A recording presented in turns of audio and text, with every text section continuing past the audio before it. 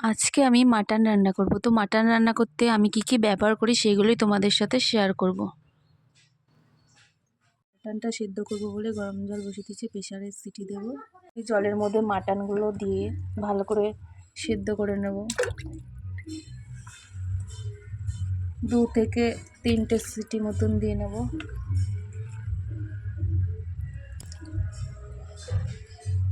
এখন লবণ দিয়ে দেব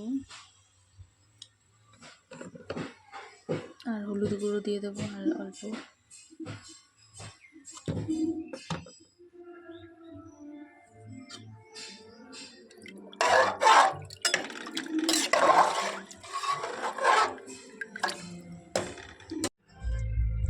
তোর মধ্যে এলাচ, দারচিনি, লবঙ্গটা দিয়ে দেবো আমি।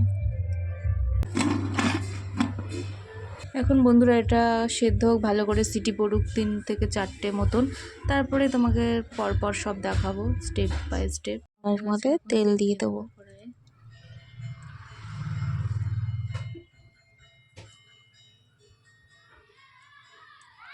আমার তেল গরম হয়ে গেছে, এখন আলুগুলো আগে থেকে নুন আর হলুদ মাখিয়ে রেখেছিলাম।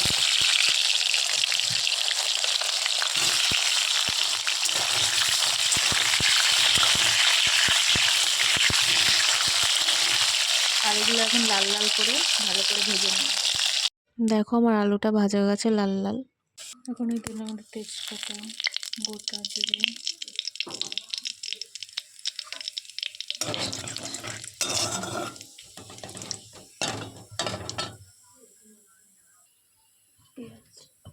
পেঁয়াজটা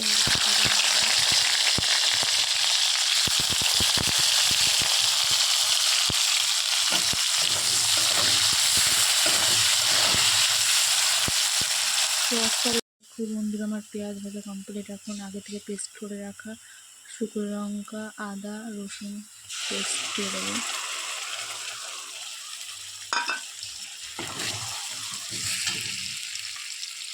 এখন হলুদ গুঁড়ো আর পরিমাণ মতন লবণ দিয়ে ভালো করে নাড়িয়ে নেব। মতন লবণ,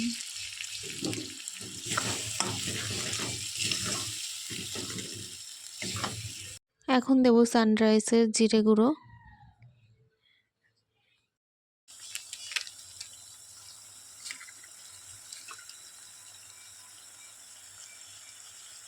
সানরাইজের কালো মরিচ পাউডার, সানরাইজের কাশ্মীরি মরিচ পাউডার,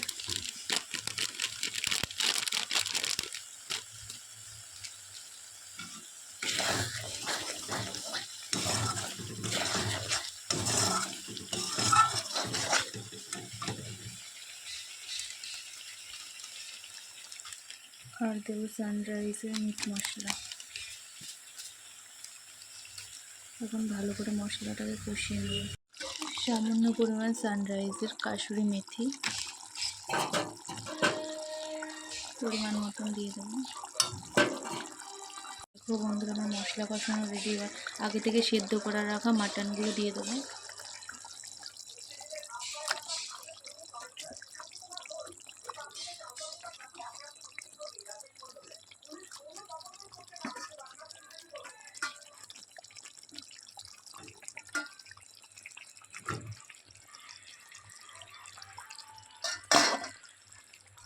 ভেজে রাখা আলু দিয়ে দেবো।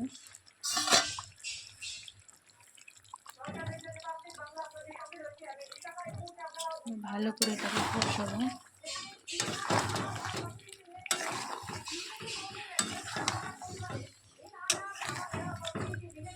মাটনটাকে ভালো করে কষিয়ে নেব। কষানোর পর জল দেবো পাতলা, আজকে মাটনের পাতলা ঝোল হবে।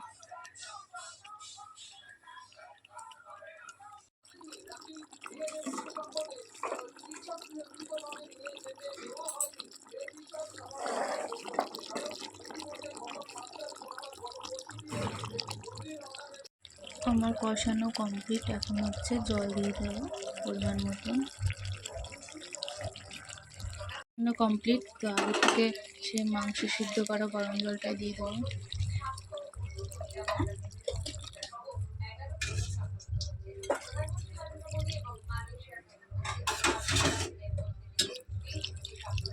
মাটনটা পুরো একটু পাতলা ঝোল করবো। এবার চলো ফাইনালি হয়ে গেলে দেখাবো।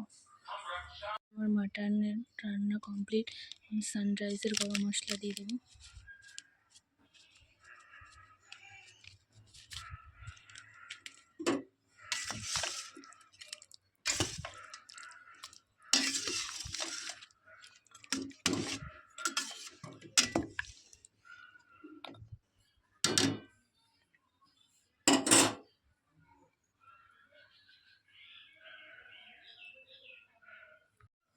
ফাইনালি আমার মাটন রান্না কমপ্লিট। দেখো বন্ধুরা কেমন হয়েছে কমেন্ট করে জানিও।